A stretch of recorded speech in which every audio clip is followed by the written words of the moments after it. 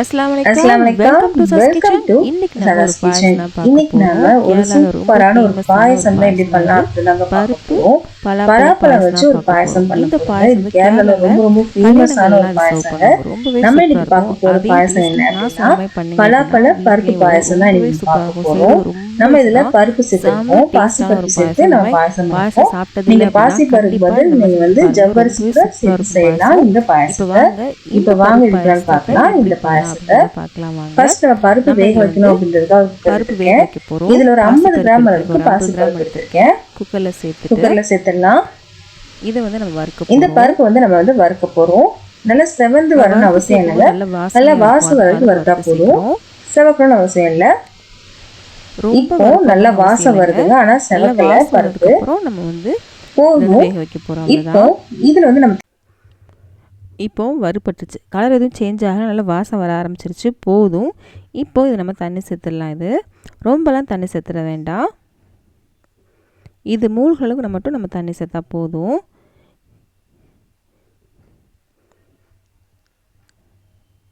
பாருங்க, தண்ணி சேர்த்துருக்கேன். இது மூழ்களுக்கு மட்டும் தான் நான் தண்ணி சேர்த்துருக்கேன். இப்போ மூடி வச்சிடலாம். மூடி வச்சுட்டு 3 விசில் நம்ம விட போகிறோம். ரொம்ப தண்ணி சேர்த்து வேக வச்சிட்டிங்கன்னா நல்லா இருக்காது. அதனால் இந்த அளவுக்கு தண்ணி சேர்த்தா போதும் நமக்கு. இப்போ இது மூடி வச்சிடலாம். 3 விசில் வந்தால் போதும். அதுக்கு மேலே விட்டுறாதீங்க. மீடியம் ஃப்ளேமில் 3 விசில் வரட்டும். இப்போ வர பொறுத்து பார்த்திங்கன்னா 3ஆவது விசில் வந்துருச்சு. இப்போ நம்ம அடுப்பு ஆஃப் பண்ணிடலாம்.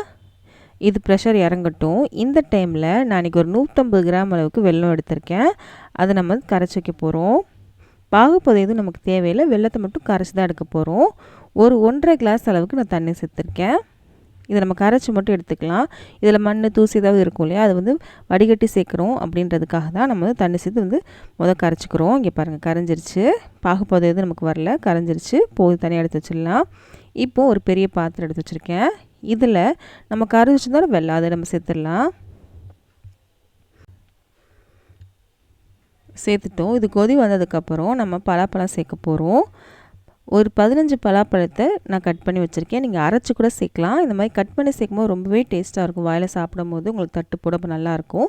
இது வந்து நல்ல பெருசாக அப்படி தான் 15 எடுத்துருக்கேன். மீடியம் சைஸ்னால் 20 எடுத்துக்கோங்க. நான் வந்து ரஃப்பாக தான் கட் பண்ணியிருக்கேன். இந்த சைஸில் தான் இருக்கும்லாம் இல்லை, நான் பெருசும் சிறுசுமாக தான் கட் பண்ணியிருக்கேன். இது வந்து நம்ம சேர்த்துடலாம். நீங்கள் அரைச்சி கூட சேர்க்கலாம். அரைச்சி சேர்க்குறது மாதிரி கட் பண்ணி சேர்க்கும் போது ரொம்பவே சூப்பராக இருக்கும், நல்லாவும் இருக்கும். இப்போ நல்லா கொதி வர ஆரம்பிச்சிருச்சு இல்லையா, இந்த டைமில் நம்ம வந்து பலாப்பழத்தை சேர்த்துடலாம். இந்த பலாப்பழம் நல்லாவே இனிப்பாக இருந்துச்சு, அதனால் வெல்லத்தை நான் 1 கப் எடுத்திருக்கேன். பலாப்பழம் வந்து இனிப்பு இல்லைன்னா இன்னும் கொஞ்சம் வெல்லம் சேர்த்துக்கோங்க. இந்த வெள்ளை தண்ணியிலே வந்து இந்த பலாப்பழம் வந்து வெந்துடணும். இது சீக்கிரமாக வெந்துடும், ரொம்பலாம் டைம் எடுக்காது. இந்த பலாப்பழம் செய்ததுக்கப்புறம் அப்படியே சூப்பராக ஒரு மனம் வரும், செம்மையாக இருக்கும். இந்த வெல்லத்தோட மனமும் இந்த பலாப்பழத்து மனமும் செம்மையாக இருக்கும்.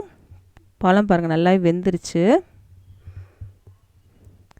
இப்போது நான் வேக வச்சுருந்தோம்ல பருப்பு, அதை அதில் சேர்த்துடலாம்.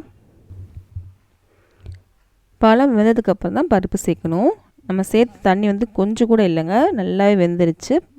பருப்பு மட்டும்தான் இருக்குது, நல்லா குழஞ்சி வெந்துருச்சு. இந்த அளவுக்கு தான் வெந்திருக்கணும். நல்லா கலந்து விடலாம். நல்லா கொதித்து வரட்டும். நல்லா கலந்து விட்டாச்சு, நல்லா கொதிச்சு வந்துட்டுருக்கு. இப்போ வந்து நம்ம வந்து பால் சேர்க்க போகிறோம். இப்போது நான் 2 கப் அளவுக்கு தேங்காய் பால் எடுத்து வச்சுருக்கேன். இது 2வது பால் தான் நான் வச்சுக்கிறேன். திக்கான தேங்காய் பால் தனியாக எடுத்து வச்சுருக்கேன். லாஸ்ட்டில் நம்ம சேர்த்துக்கலாம். 1 கப் தேங்காய் பாலும் 1 கப் அளவுக்கு இன்றைக்கி பசும்பால் எடுத்திருக்கேன். இது முதவே காய்ச்சின பால் தான்.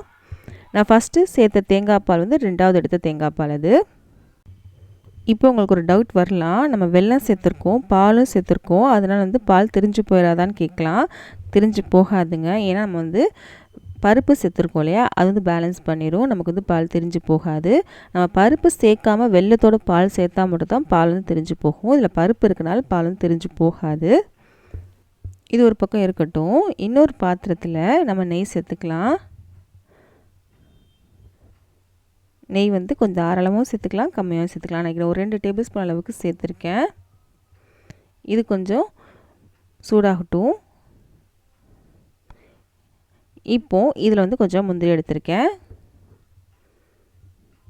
முந்திரி, திராட்சை, அப்புறம் வந்து உங்களுக்கு எந்த நட்ஸ் பிடிக்குமோ சேர்த்துக்குவோம். இதோட ஒரு முக்கியமான ஒரு பொருள் சேர்க்க போகிறோம். அது என்னன்னா, நம்ம வந்து தேங்காய் சேர்க்க போகிறோம். தேங்காய் வந்து இந்த மாதிரி பல்பெல்லாம் கட் பண்ணிவிட்டு நம்ம சேர்த்து இதில் வறுப்பாங்க. ரொம்பவே சூப்பராக இருக்கும் இந்த பாயசத்தில் சேர்க்கும் போது. செம சூப்பராக இருக்கும். இதோட காஞ்ச திராட்சையும் நான் சேர்த்துருக்கேன். இதை சேர்க்கும் போது வீடியோ எடுக்க மறந்துட்டேன். இது நல்லா பலூன் மாதிரி உப்பி வந்துருச்சு. இப்போ நமக்கு இது ரெடியாக இருக்குது. தேங்காயும் பாருங்கள் சூப்பராக வந்திருக்கு. இப்போது இதை வந்து நம்ம பாயசத்தில் சேர்க்க போகிறோம். பாயசம் பாருங்கள் நல்லாவே கொதிச்சு நல்லா திக்காய் வந்துருச்சு. பால் எதுவுமே திரிஞ்சு போகல பாருங்கள். நம்ம பருப்பு சேர்த்துருக்கோம், நான் திரிஞ்சு போகாது, பயப்படாமல் நம்ம சேர்க்கலாம். இப்போது நம்ம வந்து ஃபஸ்ட்டு எடுத்து வச்சோம்னா தேங்காய் பால், அதை நம்ம சேர்க்க போகிறோம். நல்ல திக்கான தேங்காய் பால் இது 1 கப் அளவுக்கு நம்ம சேர்த்துருக்கோம். இதோட ஏலக்காய் தூள் 1 டீஸ்பூன் அளவுக்கு சேர்த்துருக்கோம். தேங்காய் பால் சேர்த்ததுக்கப்புறம் ரொம்ப நேரம் கொதிக்க விடக்கூடாது, நல்லா இருக்காது. சேர்த்துட்டு ஒரு நிமிஷம் வரைக்கும் அடுப்பில் இருந்தால் போதும், அதுக்கு மேலே அடுப்பில் இருக்கக்கூடாது.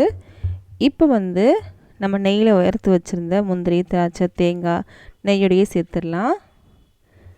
சேர்த்துட்டு நல்லா கலந்து விட்டுடலாம். அவ்வளோதான், சூப்பரான பாயசம் ரெடி ஆயிடுச்சு. இந்த பாயசம் கண்டிப்பாக சாப்பிட்டு பாருங்கள், செம்ம சூப்பராக இருக்கும், டிஃப்ரெண்ட்டாகவும் இருக்கும். பழத்தோடு நம்ம செய்யும்போது இது கேரளாவில் ரொம்ப ஃபேமஸான ஒரு பாயசங்க. கண்டிப்பாக ட்ரை பண்ணி பாருங்கள். இந்த வீடியோ பிடிச்சிச்சுன்னா ப்ளீஸ் நம்ம சேனலை சப்ஸ்கிரைப் பண்ணிடுங்க, லைக் பண்ணுங்கள். அப்போ தான் இந்த வீடியோ நிறைய பேருக்கு வந்து ரெக்கமெண்ட் ஆகும். நிறைய பேர் சப்ஸ்கிரைப் பண்ணாமல் தான் பார்த்துட்ருக்கீங்க. இன்னமும் ப்ளீஸ் சப்ஸ்கிரைப் பண்ணுங்கள், அது கொஞ்சம் மோட்டிவேஷனாக இருக்கும். உங்கள் ஃப்ரெண்ட்ஸ்க்கும் ஃபேமிலிஸ்க்கும் இந்த மாதிரி வீடியோஸ்லாம் பிடிக்கும் அப்படின்னா அவங்களுக்கு இந்த வீடியோ ஷேர் பண்ண மறக்காதீங்க. நம்ம அடுத்த இதில் சந்திக்கலாம்.